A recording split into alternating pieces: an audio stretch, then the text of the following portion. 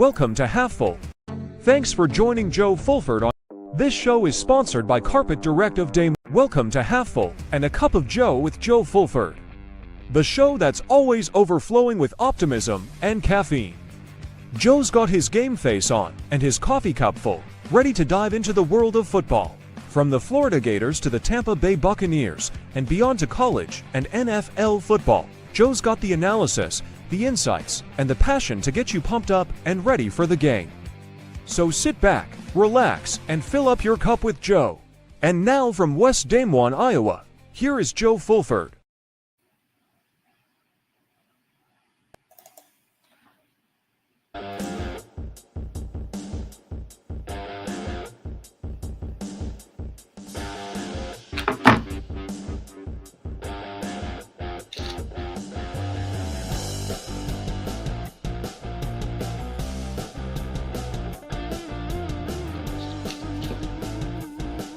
Alrighty, it is another Thursday night edition of the Animal Football Half Full of Cup of Joes, I would say. I'm wondering that was too low. Let's kind of tone it down here in just a minute. Kind of gets you excited a little bit, you know? You're in the mood, you're in the swing of things, you're into the football season, you know? I mean, it's like, you know, if you really stop and think about it, it's almost like yesterday when this thing got started. And now we're nearing the end of the regular season. We have like 2-3 weeks to go. Then things really start picking up with the playoffs. Playoffs, of course. And you got this thing happening.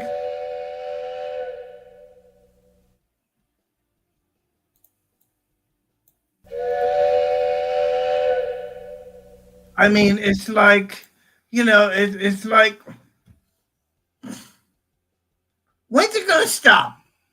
When is it actually going to stop and everybody come to realize things not going to come? I've said that day in and day out. We're going to discuss all that in a little bit. Ron Browne of SECSidelines is going to join us in a little bit. James Ludeman may be joining us. We'll talk a little bit more about college, what's happening with Alabama, the Auburn situation. We'll obviously dive into the Bucs and everything that happened with them. And that's another situation that we have to get into. Adam Neff says, beat Gators and Bucs. Adam Neff. I like Adam. Adam is he lives in Missouri, you know, but he's a great guy. Don't get me wrong. He's a great guy. He loves sports. He loves football. He loves his Missouri Tigers. But, you know, if there are other teams that he likes, he's going to root for them. And why not? Check me out on X. Check me out on YouTube at somewhere on YouTube. I'll get you type in Half Full and you can find me. And of course, check me out on Facebook on my Facebook page. Got a lot going on. So let us start with the Florida Gators. And of course, they took on who did they play? Ole Miss. What am I talking about? Yes, Ole Miss last week in the confines of Ole Miss. Okay. Now, Gators. I mean, they had you know, I'm gonna say this. I thought they played well for the most part. But it was the last part of that fourth quarter that really just stuck it to me, you know? And as I'm watching the game, I'm watching a team trying to battle its ass off. And they played, and look, they played, I mean, I think they played a very good ball game. 108 yards of rushing on the ground, 218 in the air. Ran 57 plays on the day for 326 yards. Had 5 penalties on the day. Ole Miss had the ball more for 37 minutes. Man, Keywan Lacey, man, 224 yards on the day. I mean, and it's probably the difference in the game on Saturday night. Third down efficiency, the Gators were 6 of 13, Ole Miss was 6 of 16. But here's one of the differences in the ballgame. Fourth down. Ole Miss was 5 of 7. Gators were 0 2 in fourth down conversions. Pretty impressive for Ole Miss for what they were doing. You know, and you gotta hand it to them. You know, Gators had the game 27-24, and then all of a sudden, going into the fourth quarter, you know, they just opened it up. Lacey had 3 touchdowns on the day. One from 3 yards out in the first quarter, and two in the fourth quarter. One coming from 1 yard run, and then that last minute run to seal the deal. But 34-24 was the final score. But I look at the game and I say to myself, you know, I thought that the Gators played as well could be expected. Jaden Ball should have run the ball more. 15 carries for 61 yards.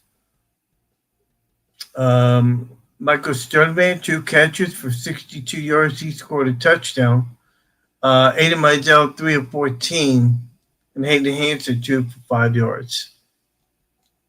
That's the story on the Florida side.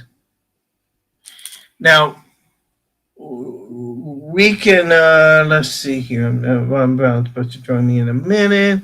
Is he having issues?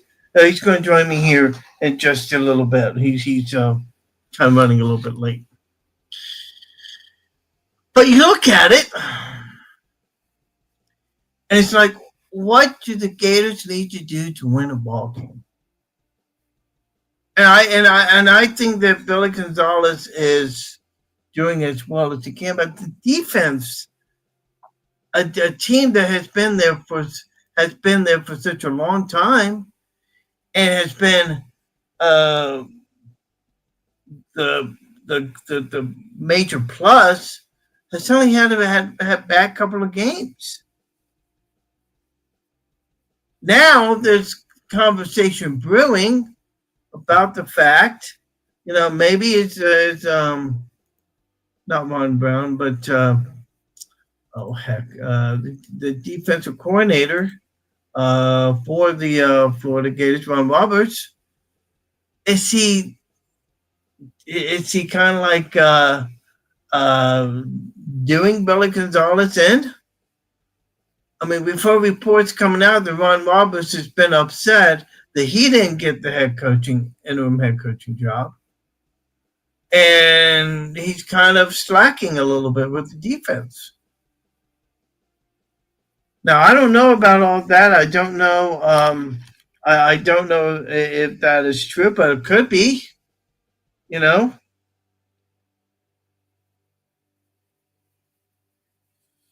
And I don't know. I mean, you know, for all the talk about how good the defense has been, you know, they've all of a sudden gotten to a rut.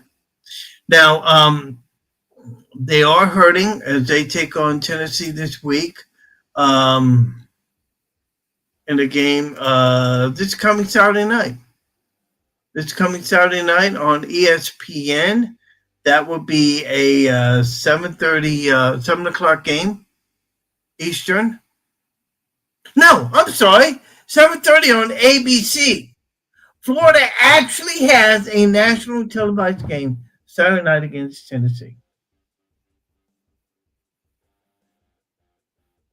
And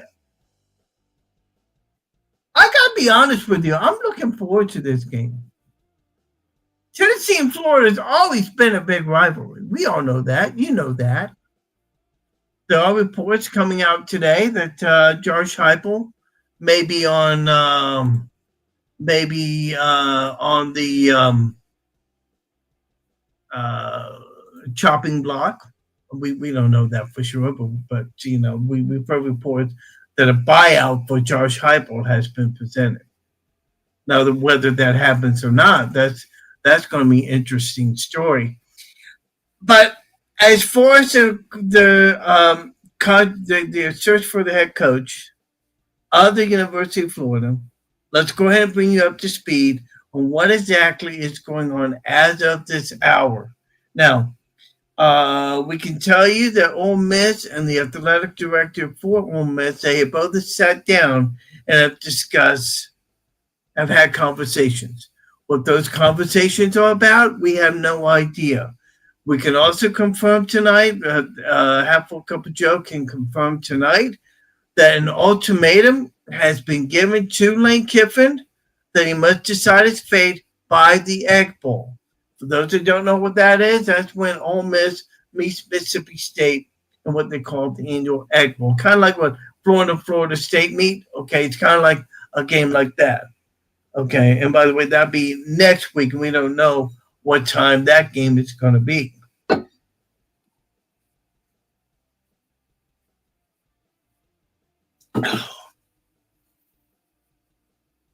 But do you really want to give your coach an ultimatum a week before, when you're in the hunt for the playoffs? I'm not so sure that this is a good idea. I understand where Ole Miss is coming from. I really do. I mean, they want to know if Lane Kiffin's going to coach the team through the playoffs. I get that. But why even present that to him? And we all know Lane's going to milk this for what it's worth. We're not stupid. We all know that he's going to milk this for what it's worth. And it's like, I'm fixing to lead you to the college football playoffs, and you want to give me an ultimatum? I don't know. I don't know how to feel about that. Ludy's going to join me in just a couple of minutes. He's chowing down on a piece of pizza right now. He'll join me about just a couple of minutes.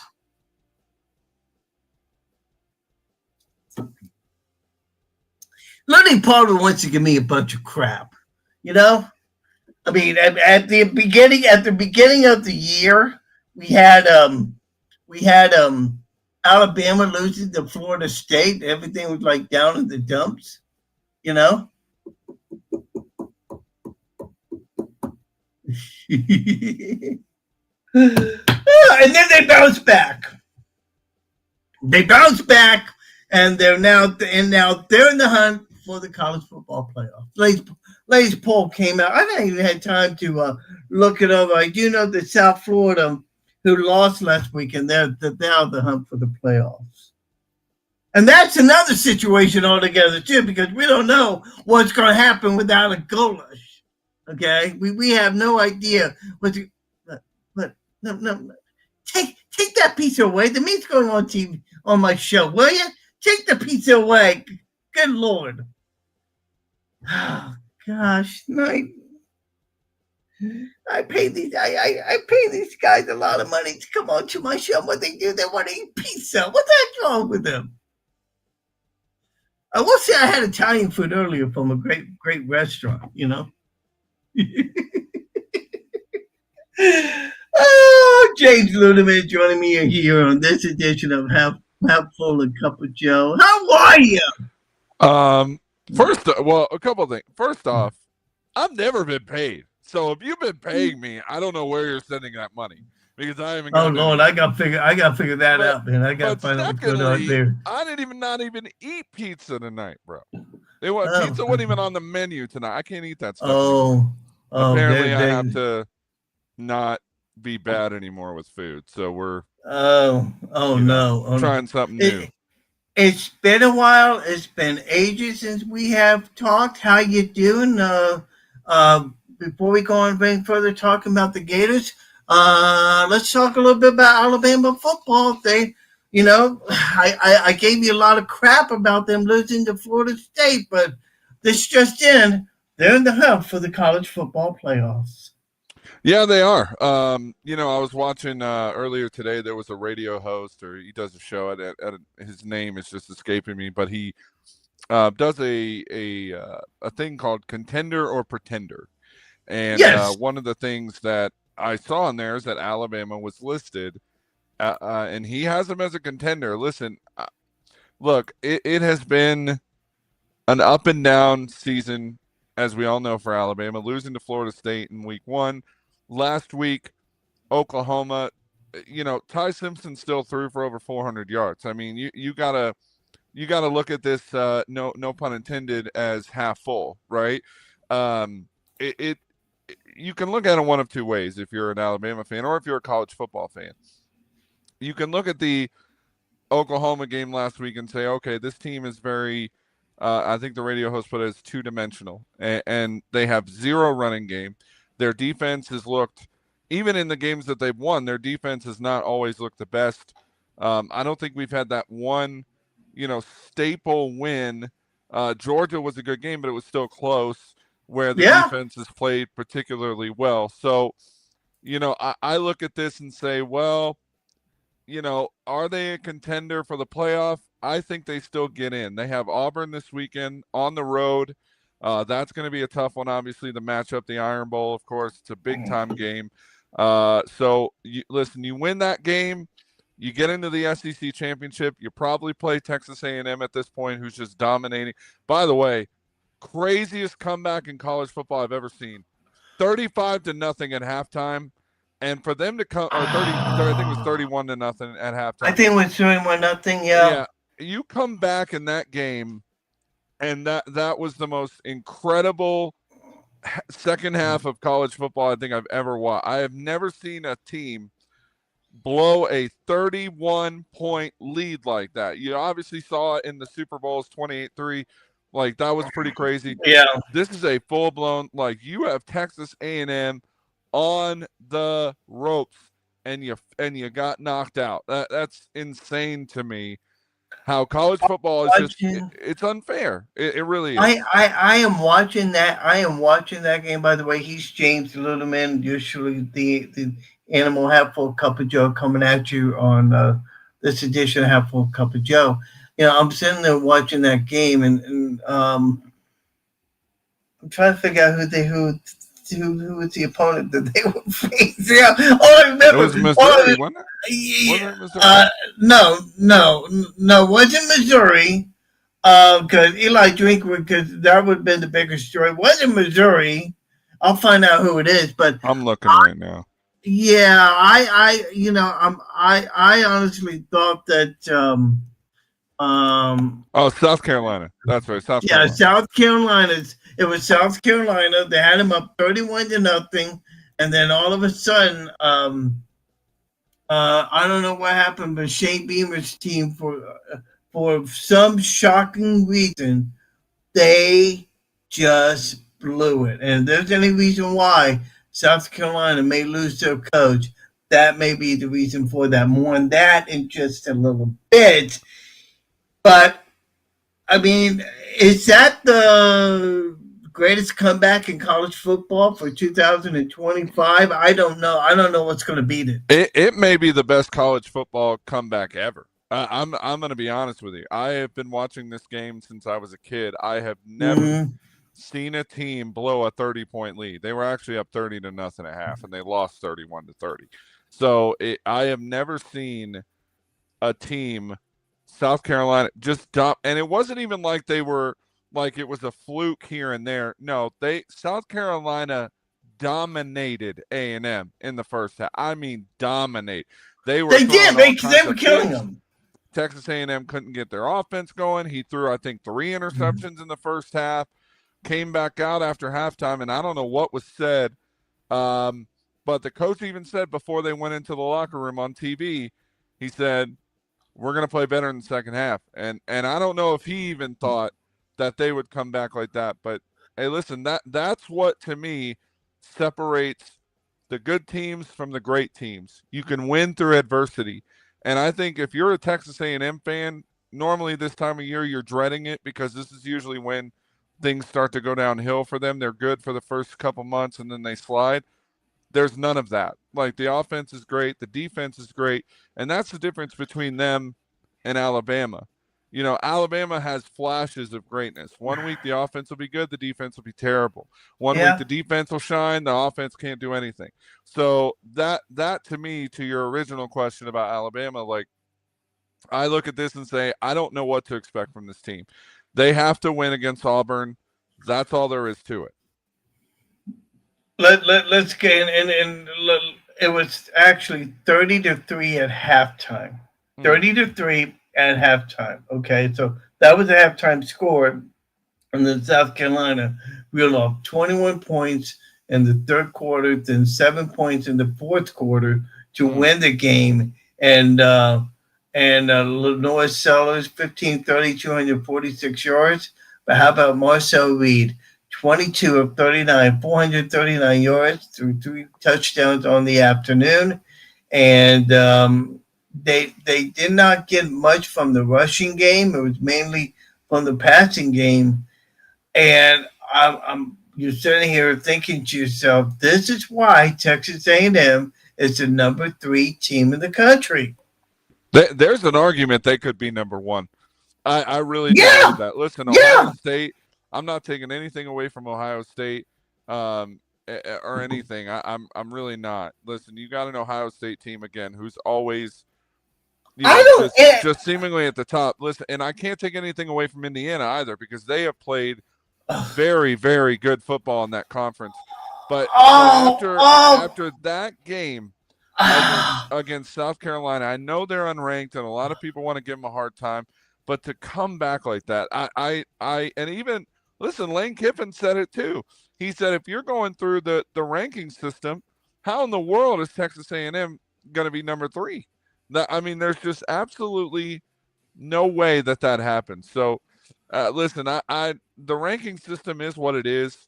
You know, you got Ohio State at 1, Indiana 2, A&M 3, Georgia 4, and Texas Tech in the top 5 with Ole Miss being right there at 6. I mean, any one of those teams, I think this is the first year, Animal, and correct me if I'm wrong on this. You've been watching this a little bit longer than I have, but I have never seen a top 10. You can go all the way down to 10, really, with Notre Dame being out of it. I don't count them, but any one of these teams right now could win a national title.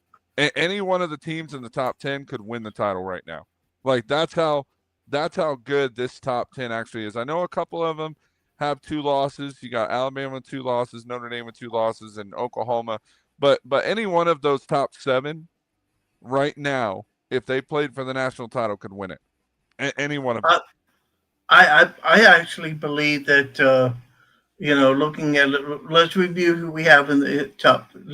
Let's review for the people who we have. Ohio State number 1, Indiana 2, Texas A&M 3, Georgia 4, Texas Tech 5, Ole Miss 6, Oregon 7, Oklahoma 8, Notre Dame 9, and Alabama 10. BYU and Utah bring up the backside of the top 12. Miami Hurricanes is right on the crust. And listen, don't sleep on Vanderbilt. If they beat Tennessee this week, they might be in. I'm going to tell you, if they beat Tennessee on Saturday, there's a good shot that Vanderbilt gets in. I promise you. Well, somebody who would know about the SEC and knows a lot about it is going to join me here on this edition of Half Full of Cup of Joe. And we left the pizza out of the green room back there for him, but Ron Browne as we join Ron Browne as you join us Hey, here. James Littleman, yours truly, the animal half full cup of Joe. Um, as we dive into this, what was the biggest surprise you took away from the weekend? me from last weekend. Yes. Not really any surprises. I mean, Tennessee plays. I mean, or Vanderbilt plays Kentucky Saturday. Then they play Tennessee. Oh, that's Yeah. that's No, right. yeah, That's but right. no, but that you're right. It's wide open, and I think the takeaway is there's still not a dominant team that makes you stay up at night because you're worried about their particular offense or defense. It's as wide open as we've ever seen it, and it's absolutely awesome for the TV people because you've now got here it is Thursday, November 20th, guys, and people in Enterprise, Alabama, are thinking about Oregon and Southern Cal. It used to be they didn't give a rat's, they didn't care. Now they do. And, I cover the SEC. It's like having 16 kids. Brendan is he and Buddy have GatorBackMedia.com. We cover and both Auburn and Florida are like two cars on the side of the road with 4 bald tires and no gas, but they'll come back. But they will be back. But Vanderbilt, James is right. If 5 years ago, you, me, and James are at the local bar around the corner, the old Irish pub, and we're liquored up about 11 at night, and I say, Joe, James, in 2025, in late November, we're going to be talking about Indiana, Vanderbilt, Georgia Tech being in the college football playoff, and Texas Tech maybe having the best team in America. Y'all would have said, cut him off. No more drinks. He's had too many. But here's where we are. And my God, it's like waking up on Christmas morning when you're 8 years old. You don't know what all you're getting. No. Something. No, and it's just mind-boggling to me. James, I'll tell you a story here. And I talked to Ron about this a couple of weeks ago. I went to get a haircut. Like I need one actually, but I went to get a haircut a couple of weeks ago. I'm sitting at the haircut place watching the Indiana game when the receiver made that terrific. I mean that probably right there will go down as the play of the year right there. That's a play of the year right there. The game of the year has to be Texas A&M coming back and beating South Carolina. I mean, we can drum up other things, other awards like that. But James, as we head down the home stretch of the regular season, a lot of people are giving Ty Simpson a lot of hype right now. But I really do like the Indiana quarterback. He is doing something amazing. Yeah, I listen. I think with that catch, I think he won the Heisman. To be honest with you, I think it's clear that he's the Heisman favorite right now. And listen, I don't take anything away from what Ty Simpson has done, but I think that Oklahoma game really hurt him. He did not look good in that game. Yes, No, he did not. He threw for over 400. Yes, they were still in the ball game. That's the frustrating part of it as a fan, somebody who covers Alabama. Like you watch this team and you're like, man, there's glimpses of them just being really good, and then they play Florida State and are terrible. There's glimpses of them coming back because they beat Georgia and they beat Tennessee and they beat all these teams, and then you do this against Oklahoma. Like, I think the person who said it earlier on the radio said it best. This team is two-dimensional, and you can't be that way in this league. Ohio State, multiple weapons. Indiana, multiple weapons. Oregon, multiple weapons. And by the way, to your point, Rob, about USC, if they win out and can beat Oregon, they're in. I don't think there's any question. If they beat Oregon, they're in. So, I mean, this is, to Rob's point, this has just been a wild, topsy-turvy season. And to be honest, I'm thankful as an Alabama fan just to be able to be involved in the conversation still, knowing what I know now. But listen, to me, you're right though. And I said it earlier, any one of these teams in the top 7 right now, I would say 7 because 8, 9, and 10. Notre Dame, you can make an argument that they haven't really played that well. Alabama, Oklahoma, you never know what you're going to get. Although Oklahoma is getting hot at the right time, they got their quarterback back now, so you could throw them in there too if you want. But I think this top 7 is so wide open. Any one of these top 7 teams can win the national title. I really believe that. When you say he's the favorite for the Heisman, are you talking about the receiver for Indiana, or are you talking about the quarterback for Indiana? No, I'm talking about the quarterback. I mean, his quarterback plays. Okay. And I thought so. He's had a good, run of this being 11-0 at this point, or 10-0 somewhere in there, and he's been able to do these kinds of things throughout the season. You win your dominant games.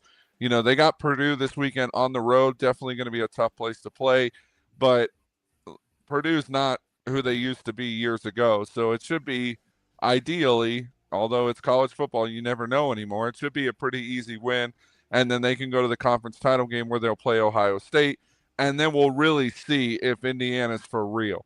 That's what I want to see. I want to see the big game. I want to see Indiana, Ohio State. Winner probably gets the number 1 spot in the college football playoff.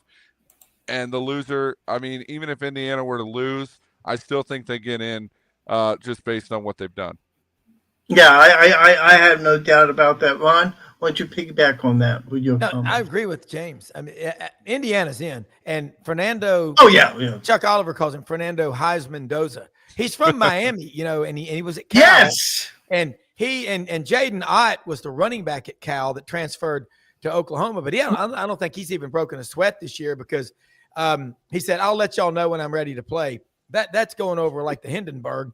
But go back to that Alabama game, and I'm an Auburn grad, so I've been suffering 5 years of misery. I mean, it's like a kidney stone you can't get rid of, or like it's like eating Mama Leone's extra thick sausage lasagna, and you just can't go. Ready. You can't go. How you doing? How you doing? How you doing, man? How you doing? How you doing? Hey, Joey Bag of Donuts here, huh? But I'm going to look at Alabama.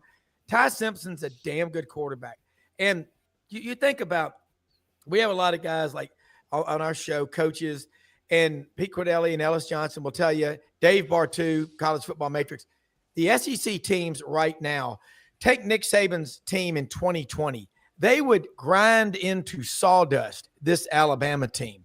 I'm just saying, that 20 team of Alabama's in the year of the virus was off the charts, incredible.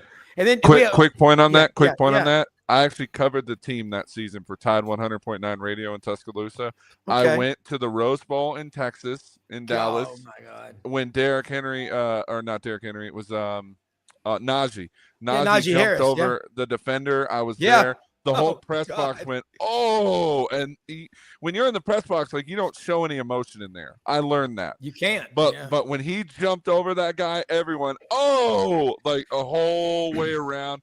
And then we went to the national title game in Miami, and that was two of the best games I've ever seen. Yeah, crushed Ohio State. And we have, Rodney Orr, Tider and Cider on Tuesdays. Yeah, I know Rodney. Yeah, and then Gary Harris from Tide 100.9 and Channel. I produced his show. Okay, on Thursday. His show. So are you still in Tuscaloosa? No, I live in actually I live an hour from Nashville now, so I should be a Vandy fan, but I'm not. Okay. But no, I got my start really in radio. I was an intern with Gary, and Gary will tell you he knows who I am. Rodney, I always called Rodney every week because I had the list of phone numbers, and Rodney was a weekly guest on his show, so I talked to Rodney here and there, but and then saw him at games, of course. But and did you know Vince Ferraro? He's up in Knoxville now. Yeah. He's on our show on Wednesdays. The sports wait. Tuscaloosa's an incubator for great. What do I know that name? Vince what do I know that name? Yes, he's from Tampa. He went to South Florida, USF. Oh, okay. I mean, that name rang a bell. I didn't know what to think about that. Yeah, he's incredible. Yeah, more on that in just a minute. Let us focus on my boys right here, the Florida Gators. Which what? Did they sign Lane Kiffin yet? That's all I want. Hang on. let me get into the latest update that we have as to what's going on. Now, first thing first, let's talk about Tennessee game this weekend. One of the biggest rivalries in all of college football. Tennessee, Florida, at Florida, 7:30 p.m. Eastern Time, 6:30 Central, on ABC. It is the first time that I can recall that the Florida Gators have ever been on ABC prime time. I could be wrong, but I think that's the first time we'll ever see the Florida Gators on prime time on ABC, not CBS, but ABC. Okay, now they're going to take on Tennessee Saturday night. Caleb Banks is going to play. We found out today the left tackle Austin Barber is going to play. Also, Tony Livingston is going to play. So some of the Gators are starting to come back and get healthy. But there's no mistake that there's a lot of problems with this Florida Gator team. As we look back on this game, Ron, at Ole Miss, I was very impressed with the way the Gators played for the most part. But damn it was that fourth quarter that just killed them. Well, you start when things are going bad. A team in the fourth quarter, as the game goes on, here we go again. Woe is me. We're waiting for the other shoe to drop, and that's what you just hate to see. Florida doesn't lack talent. I think that's the number 9 roster in the country. Bama's number 2, Georgia 1, Ohio State's 3. It's right all of it. They ain't lacking talent at Florida, but this Tennessee-Florida game in the 90s, that was the king of rivalries. It was. Oh great. My gosh, yes. But Tennessee's like 2-17 all time in the swamp. And it's a tough place for them to win. Now, look, if they go down and the wheels fall off and Florida plays lights out football, it's not going to be good. Josh Heupel's not going to lose his job, but going into the next year, there'll be a lot of talk about that crap. And just like, James knows in Tuscaloosa, I talk to Gary Harris a lot, and he's on our show every week. He made a good point. We were in Knoxville in 22 when they broke the 15 straight losses to Alabama up in Knoxville. Tennessee won that game. And Gary called me, and I was in my mother-in-law's driveway in Clarksville. Not that I didn't want to go in and visit with her, that I was staying out. I'm kidding. I was out in the car. I love her. I love you, Ann. But Gary made a good point. He goes, Rob, since Saban's been here at Alabama, when Alabama loses, it's epic. They tear down goalposts. Yes. The Berlin Wall falls. Children name their children after the player for the other team that scored the touchdown to beat Alabama. I said, yeah. He goes, that's a real good problem to have. That's like going, I'm in the 38.6% tax bracket. Well, good for you. But Alabama football, Notre Dame football, those two programs right there are going to be relevant even in a bad year. It's like 60 years after she died, if we heard there was going to be yet as unseen nude photos of Marilyn Monroe at the beach, everybody would want to see them. Alabama football has the greatest tradition in all of college football. They claim 18 national titles. They really could probably claim 26. Bottom line is, they'll win against Eastern Illinois Saturday, and they'll go down there in the Iron Bowl. Why is Auburn suddenly going to play great football when they hadn't done it all year? I mean, Hugh Freeze is gone. The thaw has begun. But I think Alabama, they should make the playoff. And if they're 10-2, you ain't keeping Alabama out. I want to ask both of y'all, Texas at 9-3, if they beat A&M, should they be in?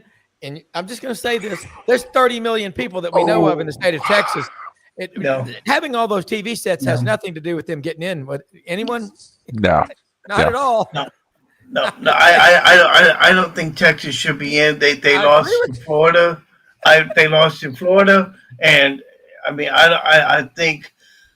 Excuse me. I think unless you are really hurting for a 12 team to be in that position, maybe. But I don't. But when you lose to a team like Florida, and I'm sorry I'm saying this, but when you lose to a crappy team like Florida, then no, I don't think they should be in it. But James, go ahead and piggyback on me for 30 seconds on it. I have a tough time with this question because I do too. There's never been a 3-loss team in the playoff. So that's If history shows anything, then no. But my issue is this, to Rob's point.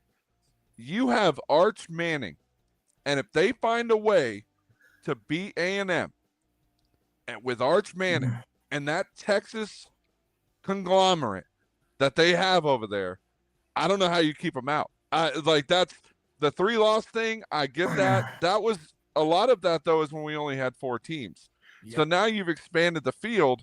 Someone with 3 losses at some point is going to get in. I really believe that, especially if you're looking at quality of wins, quality of opponent, SEC. Like, if you're looking at all of these things that the committee claims to look at, I don't know how you overlook, especially if it's a big win. Now, I don't think it's going to be a big win. I think A&M is going to take care of business. But if for some reason Texas pulls off a miracle, I have a very difficult time not putting them at 12, even not going to the SEC championship game. I don't think you can. I don't think you can overstep Vanderbilt. I don't think you can overstep USC to put a 3-loss team in the playoffs. I think that's what they're trying to avoid right now, is to put a 3-loss team in the playoffs. We're not a school, Ron. You can talk. Rob has a question. Point of parliamentary procedure, sir. Point of order. Okay. Point of order. Now, in head-to-head competition, as they say in the Deep South, it ain't nothing. Texas did beat Vanderbilt head-to-head, albeit it's a close game. I'm with James. There are 2 reasons why Texas at 9-3 gets in the playoffs. Number one, they're Texas. Okay, 30 million people in the state that we know of, a lot of TV sets, and it's all about the money. And I think number 2, they would then have 2 wins if Oklahoma keeps winning over top 10 teams. Oklahoma beat them. They beat Oklahoma. They beat Oklahoma. They beat Oklahoma 23-6, but they would have that win, and I was right. And then they would have the win over Texas A&M. You ain't keeping them out. The 9-3 team is going to come from the SEC. It's going to be these guys.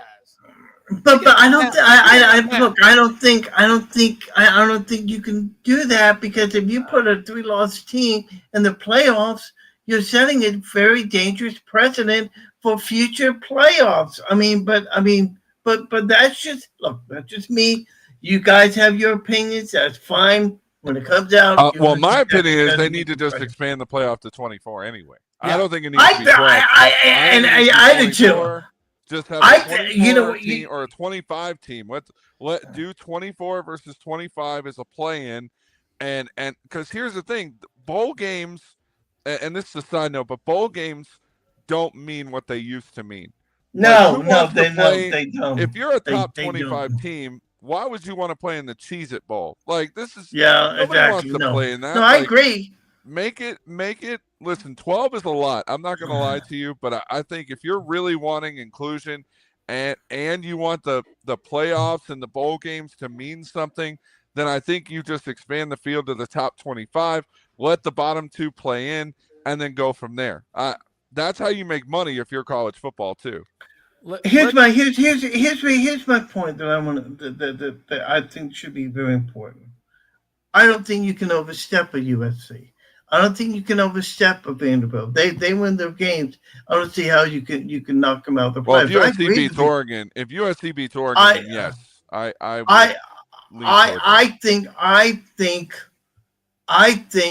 what we're going to see happen, and Rob, correct me if I'm wrong on this, I think we're going to see happen is this year we're going to see the 12 team.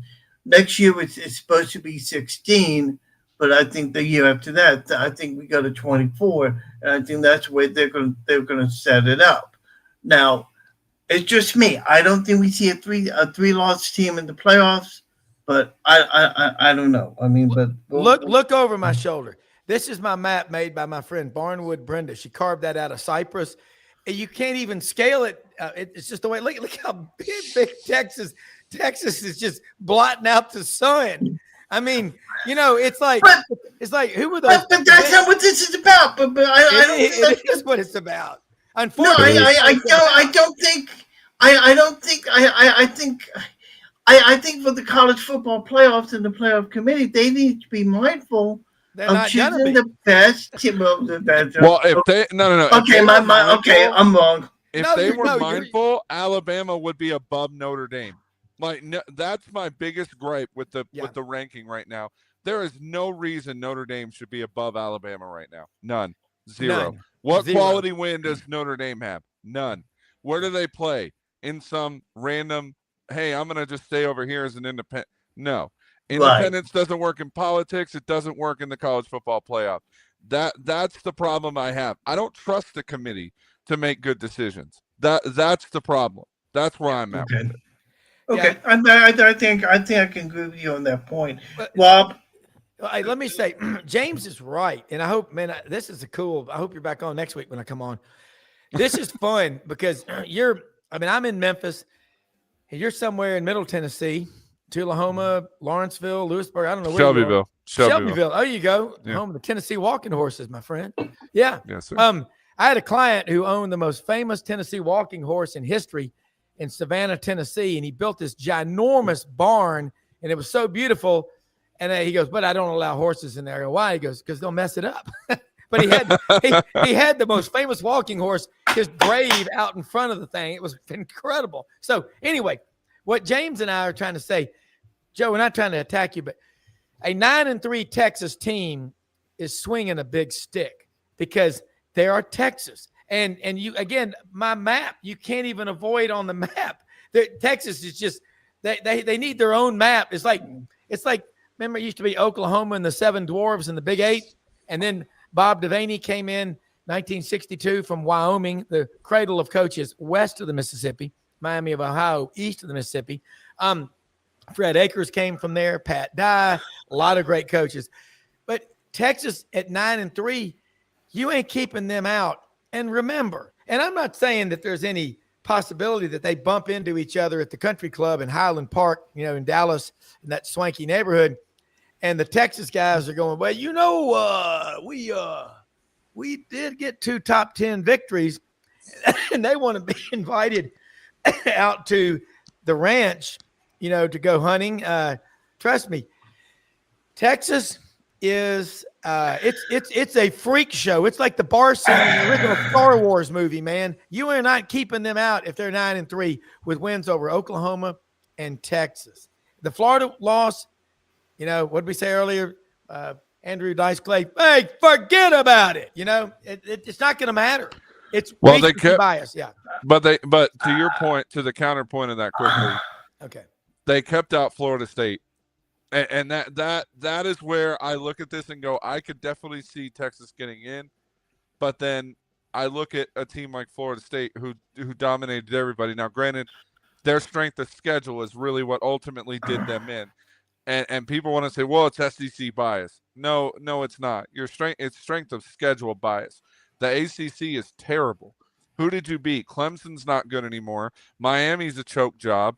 Virginia Tech's terrible, even though they just signed James Franklin, so they're getting back on the bandwagon here a little bit. But like I look at that and go, well, I could see how Texas would get in, and I could see why they'd be upset that they're not in because they've got 2 top 10 wins. It's just the committee in itself right now, I think, has no idea what they're doing, and they're just like, all right, let's just throw this team in here and let's move on, because that's what they've done over since the college football playoff began.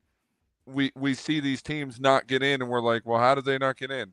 Like, I'm not the biggest Florida State fan. Screw those guys. But I also understand why they're upset that Alabama got in over them. And I see the argument to it. But the only thing I can say about the college football playoff, the only thing that's for sure is nothing's for sure. 100%. Yeah, that is true. Make no mistake about it. I'm sure we'll discuss it in more detail. Rob, let's talk about the Lane Kiffin situation. Reports are out now that there is an ultimatum. What's that about? Go to Florida. Get out of Ole Miss. Go. Just go. Okay. Rob, we don't play Florida as much as Ole Miss. Go away. Okay. So we've heard reports that Ole Miss has been given a guarantee. I don't know why he not I don't You know mean why an he signed off. give an ultimatum for Yeah, him? yeah, the ultimatum. And then I find out today that both Lane Kiffin and the AD met for a little while. I mean, is this a good thing that you have um give your coach an ultimatum when you're in line for a playoff? I mean, I don't think that's a good thing to do, but I mean, you have your opinions of it. I don't think he was given an ultimatum. I don't think anyone has a damn clue about what's going on with Lane Kiffin. And, we all know his wife, Layla, if they're back together, which I hear they are, she went to Florida. I think she was a cheerleader at Florida. Her dad, John Reeves, is a Florida legend. But I think Lane Kiffin and Jimmy Sexton is behind the curtain, okay, pulling all the strings. Memphis Fats is what they call him. He is pulling all the strings, and he knows he's getting everybody a raise. Look, it's November. Yeah, exactly. Yes, and I know that there's a contract. I've heard that there is a contract offer on Lane's desk to re-up with Ole Miss, but I don't know if it's a good thing to give a coach an ultimatum I when don't you're in think the they hunt did. for the playoffs. I don't think they did. I don't believe he was given an ultimatum. You don't do that to that guy. No, that's what I would do. That's what I would think cannot too. do it. They can't. All this stuff. Look, here's what's funny. The local people that I know that cover Ole Miss, the beat writers, day in and day out, they're not saying this stuff. It's these national guys, the flybys. Not that they're not good either, but I'm telling you, these local guys that I know in Oxford that live in the neighborhoods with these people, they go to dinner, they know them, they're in the country club with them. They're not saying Kiffin. They're not saying he's leaving. It's the national people. You got to think about that. I'm telling you. And I don't think he's leaving. I think Lane is being honest when he says he's happy where he is at Ole Miss. I don't think he's leaving. But to give a coach an ultimatum, I think is stupid in my opinion. But I don't know if an ultimatum has been given. There was also a couple of other news that came out that the wife of Lane Kiffin visited the University of Florida or visited Gatesville, but also visited LSU. And it appears now that LSU is also stepping into the picture. Well, I mean, Tuesday morning, Yancey Porter was on our show, Rebel Yell Hotline, Monday nights, 6:00. He does that show all over Mississippi and the Mid-South. He said, it's funny because Knox was in school in Oxford. He's got kids in school in Oxford. There's local, James, I was talking about the local people in Oxford. They're not talking like this. It's the national. So, I mean, I'm not saying you can't trust them, but there were some people writing stuff before the season.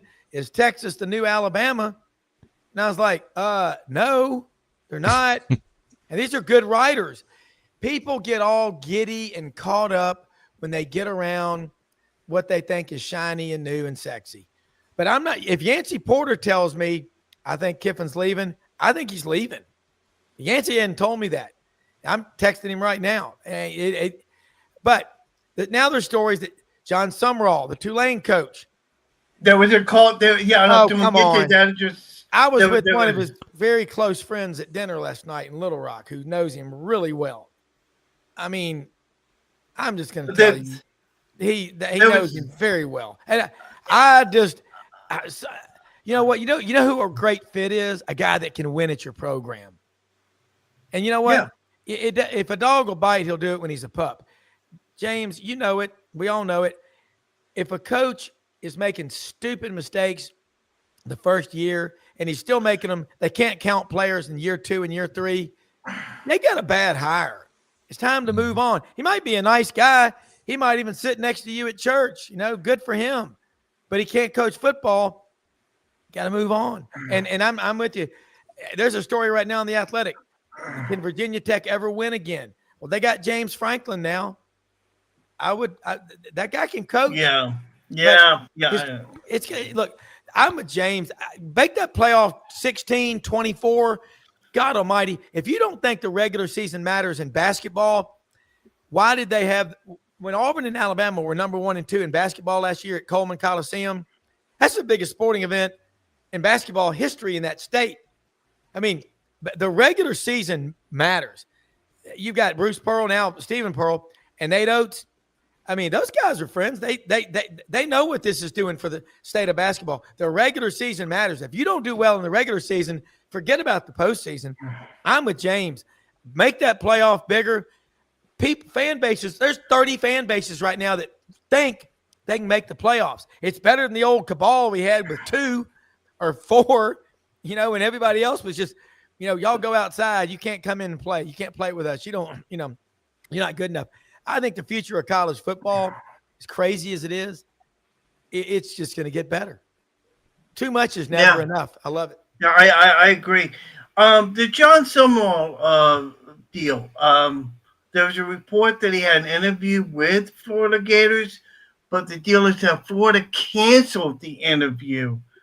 Is that true, or was it Summerall that canceled the interview, or was there even an interview at all? Yeah.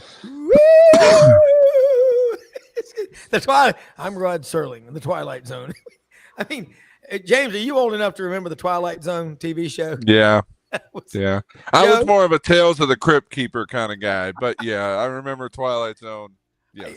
I hope he comes back. I hope he comes back up next week with Boxcar Willie. Woo! I don't know. I mean, I don't know what to believe anymore, but certainly we're going to.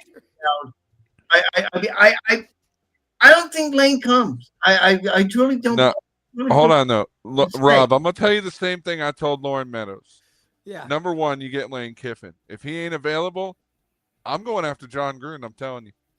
People think I'm crazy, but you want to talk about a guy who can come into a program with name notoriety. Yeah. And actually is a good football coach. I'm sorry. I'm bringing Coach Chucky in, man. Imagine John Gruden at Florida. Like, just imagine that for numbers, for ratings, for merchandise. I mean, you want to talk about a guy who could – he is literally not – he's not Tim Tebow, obviously, but he's the name notoriety that if you're wanting to rebuild a program – that's the guy you bring in to me. You want to talk about making a shock in college football? And listen, John has said he'll do it. John has said he wants to coach in the SEC anyway. Just let him do it. I think for John Gruden, I honestly believe this. If he wants to coach in the SEC, he's going to want to do it at Tennessee, which is why I think all this stuff about Josh Heupel. No, Josh Heupel ain't going nowhere. I'm telling you. They're going to lock him up from Heupel's. I'm with James. Heupel ain't going anywhere. He ain't going nowhere. And I also with James about John Gruden. People spare me all the righteous indignation that people want to give you about, well, I'm not so sure about the character of him. Lane Kiffin was dating a 23-year-old. Oh, yeah. Ole Miss. Yeah. And her father's a high-ranking member of the faculty, I believe, at Ole Miss. I know a little about that. 23 years old, and he's 50 now, so she's 28. I have children that are 25, 27, a daughter that's 29, and one that's 36 that went to Alabama. She's still a good person. So I'm just saying. Roll Tide. But look at this map. You think they're going to keep Texas out? I mean, look at that. I mean, you can't keep – hey, I mean, Texas – and they got that 70-foot cow at the Texas State Fair. Howdy, folks. Big Tex here. How about a fried turkey leg, a fried pickle, and some fried butter? We got it all at the Texas State Fair. Everything's bigger in Texas. It's like Johnny Carson. Are you doing sound effects tonight? No, that's me. I'm adding sound effects. You know.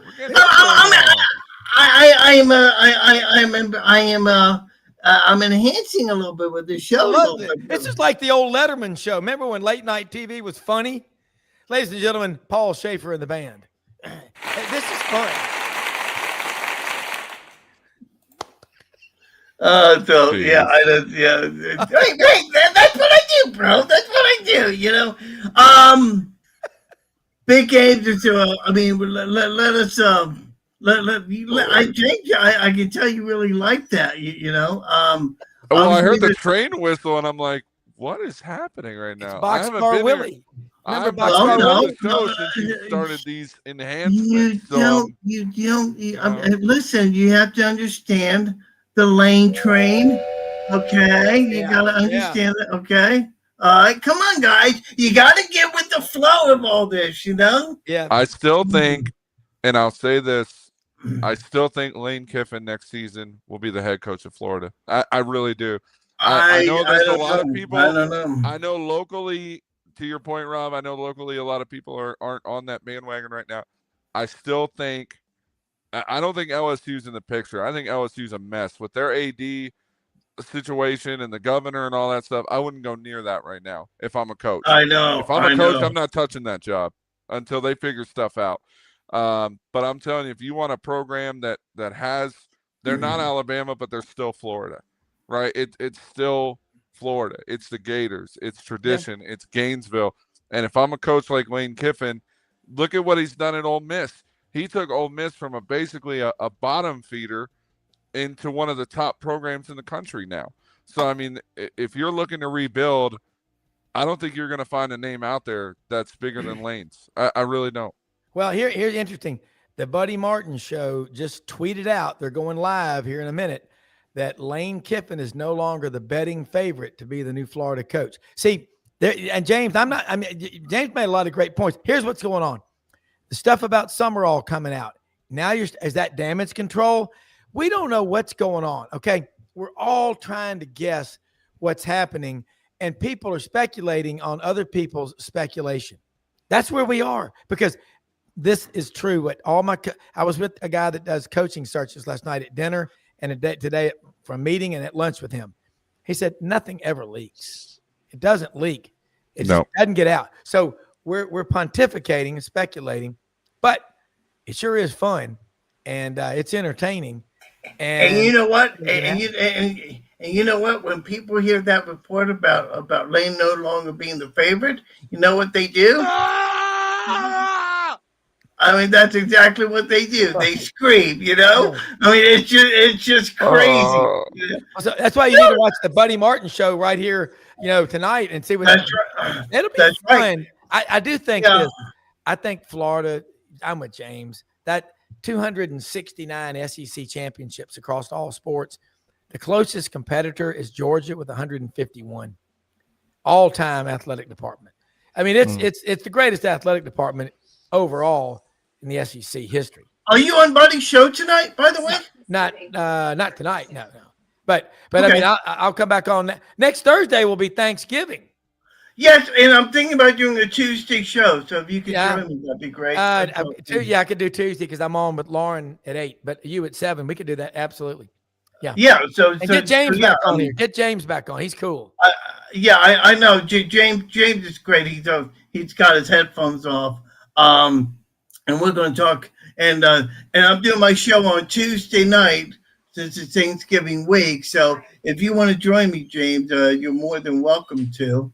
So you might want to keep that. Tuesday would be good. We're off for, I coach club volleyball, so that's usually why Tuesdays and Thursdays are a little bit tougher for me. But what's that you got? What's out there, buddy?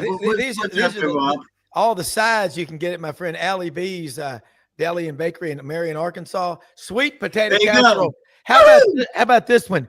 Pumpkin cheesecake. That'll go over well. There you go. There you go. I love cheesecake. There you go. Possum innards. It's going to be a big night. It's going to be big. There you go. Can you hang on for a little bit longer, Rob, or you have to go? I've got about 5 minutes, and then I've got to go help move some stuff for my wife, Audrey. I've got to move. Okay. All right. Hey, put me in the waiting room, and you talk to Rob, and I'll listen. So Rob can get some time. I'll get out of here because I know y'all want to get going. But James, you're fun. So you've been in Tuscaloosa. And you covered Alabama on that. Yeah, and Gary and Rodney are just awesome. They are so good. They are.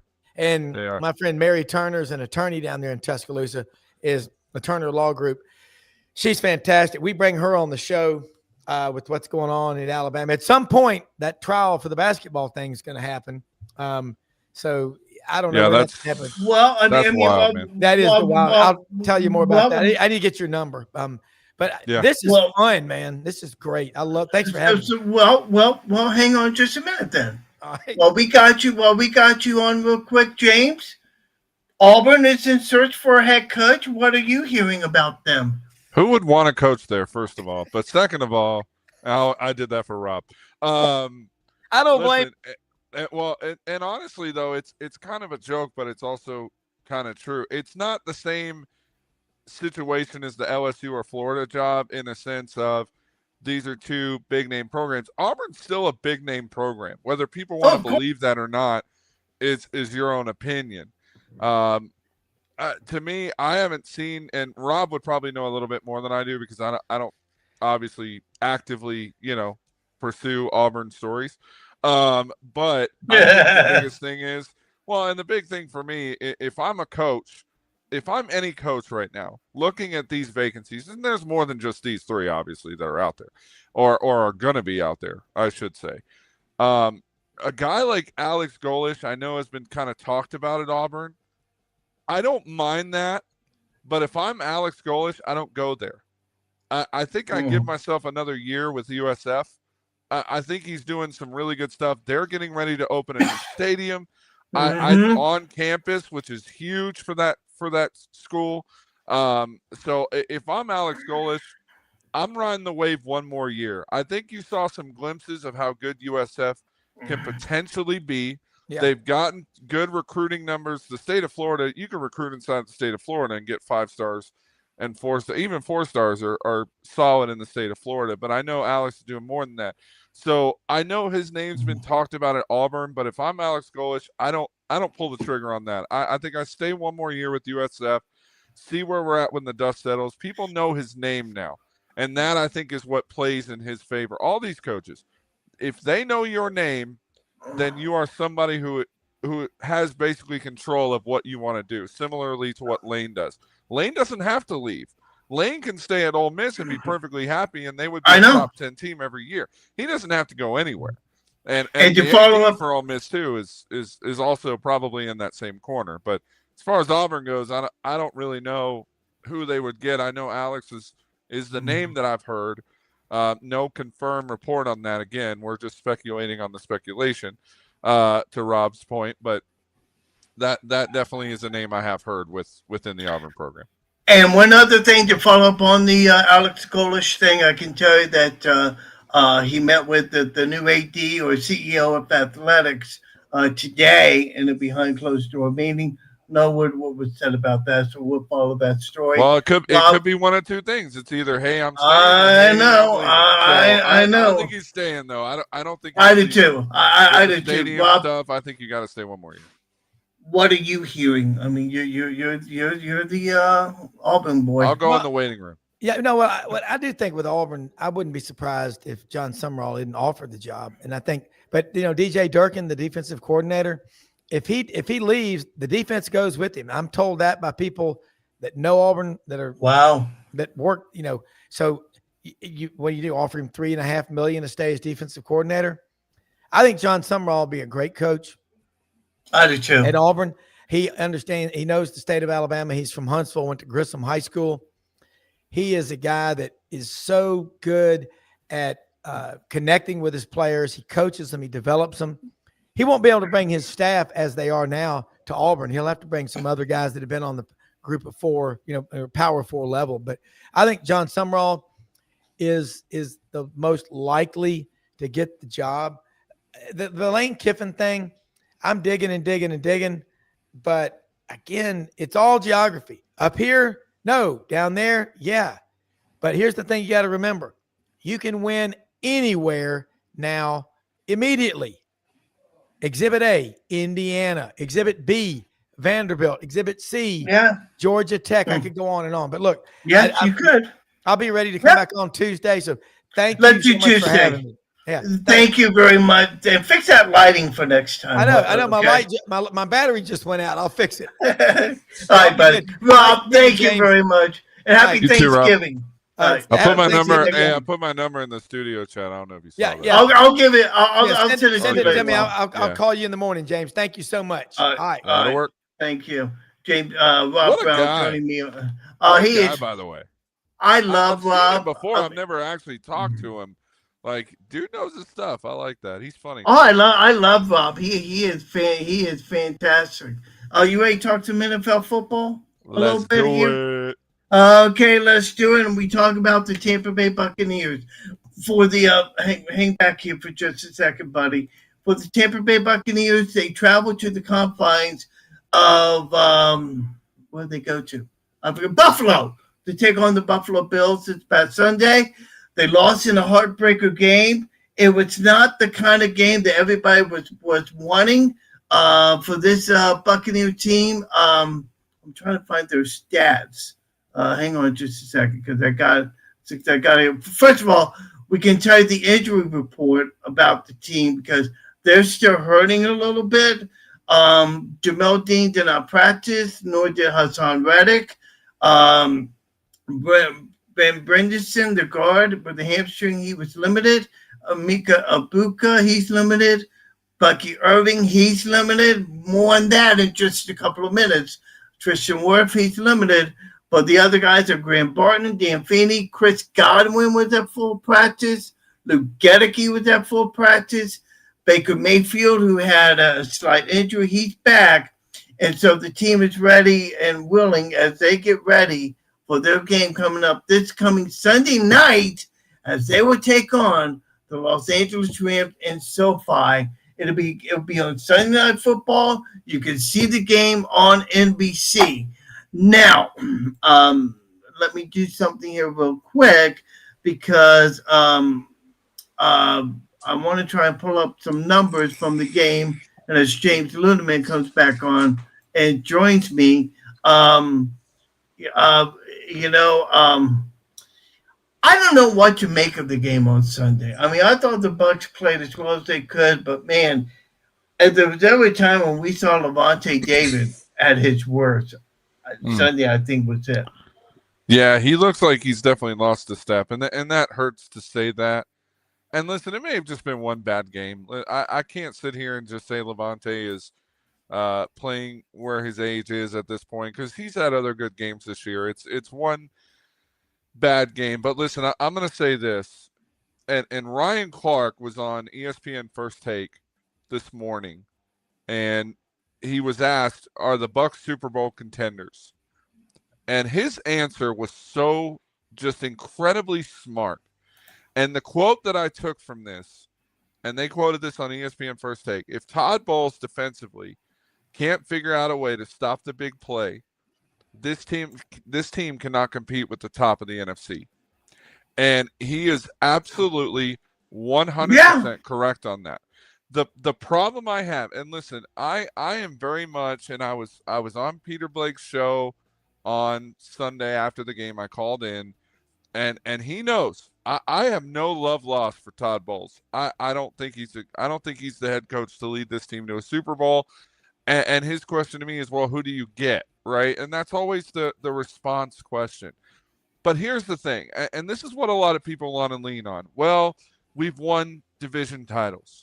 Well, that's great, but you won some of those with Tom Brady, who's the greatest quarterback in the history of the game.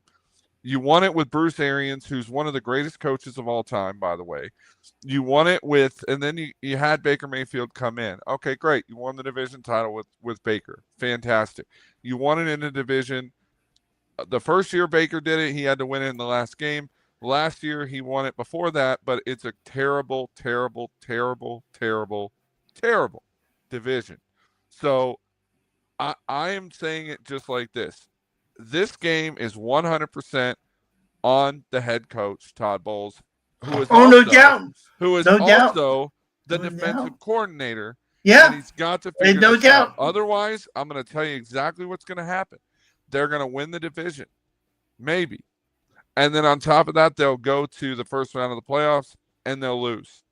Because that is what this team has become. Now, you can argue, oh, well, we have injuries and Mike Evans is out. Godwin's been out. Bucky Irving's been out. And to your point, that is accurate. You're no Jamel Dean this past Sunday. That hurt. There are guys who should be playing. Hassan Reddick should be playing way better than he has been. He's been awful. Savasier Dennis, terrible. I mean, you could just name a bunch of players defensively who just have not played up to what they were drafted at. And who would have ever thought we'd say, man, where's Jamel Dean? We miss him. Because I wouldn't have believed that going into the season, but the Bucks do. And so I don't want to be a negative Nancy because I've been a negative Nancy enough. This team is dealing with a lot. There's injuries, obviously, that we've touched on. But the biggest thing that I have a problem with is you're going into this game this week against the Rams, who are playing really good football, and you're doing it on Sunday night in front of the nation. And the Bucs don't play well on primetime. We know that for sure because we've seen it for years. And what happens if you lose? That's the issue I have, because there's one team in the NFC South right now who is playing really good football, and that's the Carolina Panthers. And do not sleep on this team. I'm telling you, this Carolina Panthers team is clicking at the right time. You lose this game Sunday night and you go to 6-6.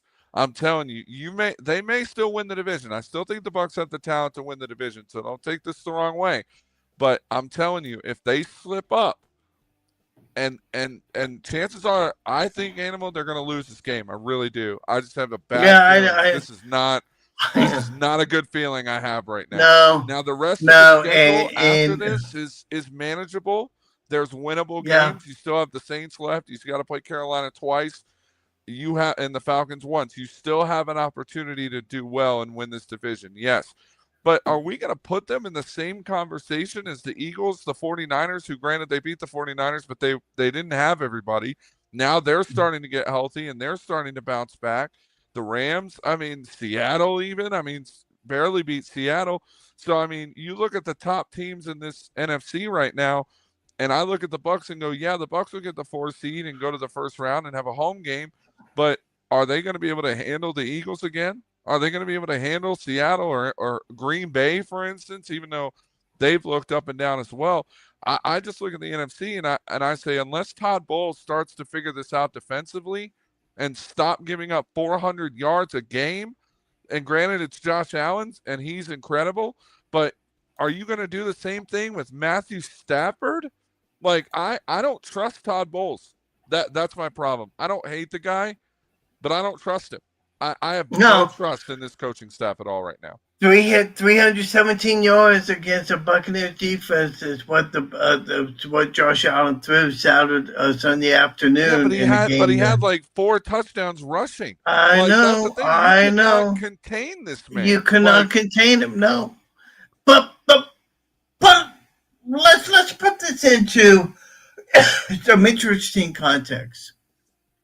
Is it because the Buccaneers have such a bad defense, or is Josh Allen just plain and simple that good of and that's the argument. I think, listen, Josh Allen is playing MVP because they have exactly, and they have a damn good offensive line.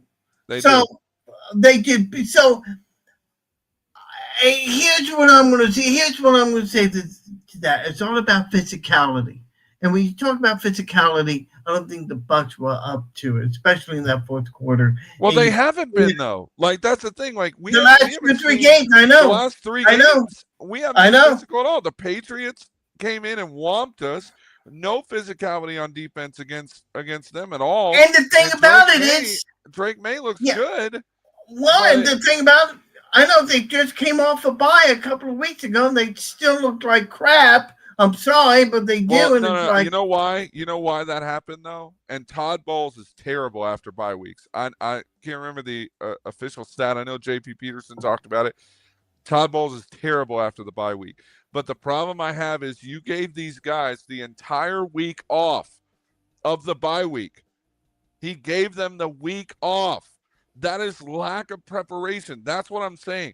I understand if you want to give a couple of days off, but this is the Patriots. They lead the AFC East. Yeah, this is the Bills. They're right there in the division race.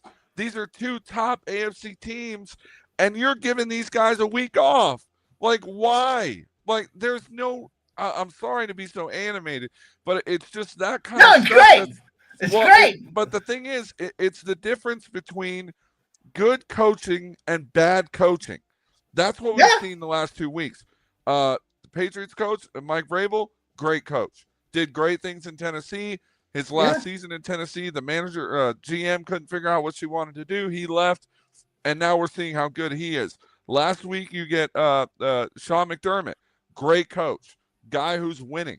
Like, these are two really good coaches, and now you're going to get another one this week, and it's like, how many weeks are you going to be outcoached before you say it's not working? I thought before the season started that Todd Bowles should have stuck to head coach and brought in a defensive coordinator. He didn't do it, and now we're starting to see the rips in the seam, and that's the issue I have with this game. You had a chance to win on the road in Buffalo. You punt it on 4th and 2 instead of going for it, and you give Josh Allen the ball. Why? I know. I don't Why? Know. Animal, why would you do that? Like, I have no idea. Of mismanagement that I know really upsets me, dude. It really does. Like, there's no reason down. You go 4th and 2. You go for it. You don't punt it away and give it back to the MVP. You don't do that. No. Anyway, I'm done now. No. I'm good. No, you're fine. You're good. No, I love it. I love it because you're speaking truth to power, more or less. You know, so that felt good to get off my chest. There you go. I gotta do my weekly NFL games thing. So you want to stick with me for a few minutes? Yeah, go ahead. Okay, so we got some games, folks, coming up this week in the NFL. Let's talk about it. Let's see. Buffalo's at Houston right now. By the way, Dameon Pierce was released today by the Houston Texans. Don't be surprised if the Bucs make a call to him. I would be very, very surprised. Oh, one more thing before we get into talking about the games for the week. I found out something today that's kind of interesting. Bucky Irving is going through a situation right now, and Mike Florio of ProFootballTalk.com talked about it, where he has like a personal matter. Now, he's not saying it's a big deal, but he doesn't know what it is. Nobody knows what it is. I've talked with Peter. He doesn't even know what it is. I mean, I don't know if it's a personal matter or something, but I mean, I don't know. I mean, have you heard anything about Bucky? No, I know. Listen, I know Joe Bucks fan had posted something. Actually, he posted it just about an hour ago. There was apparently, and I'm reading this from JoeBucksFan.com, so I'm please go ahead from him. Last month, Joe was advised of a non-football issue tied to Bucky Irving. He tried to get Ira Kaufman to tap his sources as well as another one of his sources. Basically, that the answer that he was given, Joe, was satisfied with a direct answer that explained Irving's issue was in the rearview mirror and no longer affecting his football life. This was nothing sinister or anything that called Irving's character into question. That was 3 weeks ago. But then today, to your point, Mike Florio of NBC Sports and ProFootballTalk.com said there's a non-issue tied to Irving that is part of the reason he is not expected to play Sunday in L.A. And let's see, Joe cannot keep quiet if Florio is piping the following out to the NFL world. It says, hold on. So it says, I'm not so sure Bucky Irving is going to be back this weekend based upon something I heard when we were in Philadelphia. I'll tell you off air what I've heard. This is Florio telling this to Chris Sims. I want to be careful. It just underscores the very real existence of inside information because it's something that probably shouldn't be out. But I don't think he's going to be back anytime soon. It definitely is more information than what is in the injury report. So that's interesting, yeah. So Mike Florio apparently got some information while he was in Philadelphia about something going on. But listen, Florio, to Joe's point, Joe Bucks fan, Florio is arguably the most well-connected NFL insider. So you take what he says with not a grain of salt, like you take it for word. So very interesting to see. I mean, again, he's been practicing limited, so I don't know, but according to this information that came out today, I think there's a good chance we don't see Bucky again, which really leads to a lot of conversation because it's, again, shoulder and ankle injury aside, this will be his 6th week not with the Bucks. So I don't know what's going on. I'm just reading it directly from the mouth, but if you're the Bucks, you got to be concerned at this point. I really believe yes, you that. do. Yeah, we'll follow up on that story real quick. Some big games this weekend. Buffalo, Houston, we talk about it tonight. Pittsburgh, Chicago, New England, Cincinnati. Giants at Detroit. That's going to be Hold a on. How monster. about Chicago? Where did I know. How they about come from? I know. It's like I know. I know. Anyway, I think it's awesome. I think it's awesome. I agree. I think it's fun. I think it's awesome. Anytime the Bears are in the conversation, I think the NFL benefits. Chicago's a great town. Yeah, I do too. I do too. I'm not a big fan of the Bears, obviously, but at the same time, it's like they just keep finding ways to win. It's crazy. It's absolutely. I think it's great. I think it's great. Went to Minnesota on the road, by the way, and won. That's huge. That is huge. Huge. New England at Cincinnati, New York at Detroit. I love Detroit. I think Detroit's a great team. New York, Minnesota, Giants or Jets? Detroit, Giants. Giants you saw the Jets actually went and they took out Tyrod Taylor today for Justin Fields. So Justin Fields will be starting Sunday for the Jets. Oh, wow. Yeah. Thank you for that information. Yeah. I did not know that. That's interesting. Minnesota be at Green Bay, Seattle at Tennessee, Indianapolis, KC. Boy, if they struggling right now. I mean, that's KC's amazing. not in the playoffs. If the season ended today, Kansas I know. That's crazy. I never in a million years, if you would have told me this 5 years ago, I would have laughed at you. I would have thought it would have been more believable that Vanderbilt was good as opposed to Kansas City being not good. But Denver, listen, to their credit, Sean Payton has turned that team around. Bo Nix he is doing well, former Auburn quarterback. They used to call him Bo Picks back when he played at Auburn in Oregon. But man, dude's looking like a real contender for MVP. I'm telling you, don't sleep on the Broncos. They're a good team.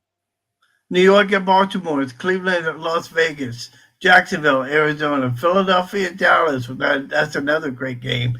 Atlanta, New Orleans. All Bucks in New Orleans. And Monday night, Carolina will be at San Francisco. The teams that have buys. Teams that have buys for Denver. Oh, sorry. Go ahead. Sorry. Denver, Miami, the Chargers, and the Redskins all have buys on the week. Go ahead. No, I was just saying if there was a way that the Saints and Falcons could both lose, that would be great. I know. I mean, it would be great. Yep. And Tampa win, it'd be great. You got to join me on Tuesday. We should be there. I think we should be good for that. We don't have any volleyball. We have no basketball. So as long as I get my okay from the superiors, if you know what I mean, my superior boss over there. As long as I get the okay from her, I think we should be good. Yeah, right. Okay, you got to step up. Okay. Hey, listen, man. Thank you so much for joining me. I really do appreciate it. It was great. Yeah, buddy. We would talk Tuesday. Talk more about the Gators and what's happening with Alabama. We'll get Ron Browne to join me as well. We'll talk more about that and a lot more. Thanks a lot for joining me. I appreciate it. Yes, sir. As always, love it. Love just being on. Thank you guys for letting me chat with y'all for a little while. And thank you. Anytime I can be on, I'll do it. Thank you, James. All right. Thanks a lot, man. James Ludeman. All right. From good friend of mine. Real quick, I didn't talk about the college football games. Real quick, let me get into that real quick because there are some big games that's going to be happening this weekend. Real quick, Friday night, Florida State will be at NC State. Hawaii will be at UNLV, Dan Mullen, 9:30 on FS1. Saturday, Rutgers, Ohio State. Miami will be at Virginia Tech. Other games to look forward to will be, let's see here, South Florida will be at UAB. 2 o'clock on ESPN Plus. USC will be at Oregon, 2:30 on CBS. Syracuse at Notre Dame. Michigan State will be at Iowa, 2:30 game. That would be a very interesting ball game. I figure that somebody's going to go. Colin, Michigan will be in Maryland. Nebraska at Penn State. Of course, Tennessee will be in Florida. Cal at Stanford. BYU Cincinnati. Those are just some of the games that you want to look out for, as we're going to have a great week of college football. I've been on for more than an hour. It's been great. Thank you all for joining me. I want to thank Ron Browne, James Ludeman for joining me. Special edition on Tuesday coming up. Hopefully the two guys will join us. We'll talk about the Gator game and everything else that happened.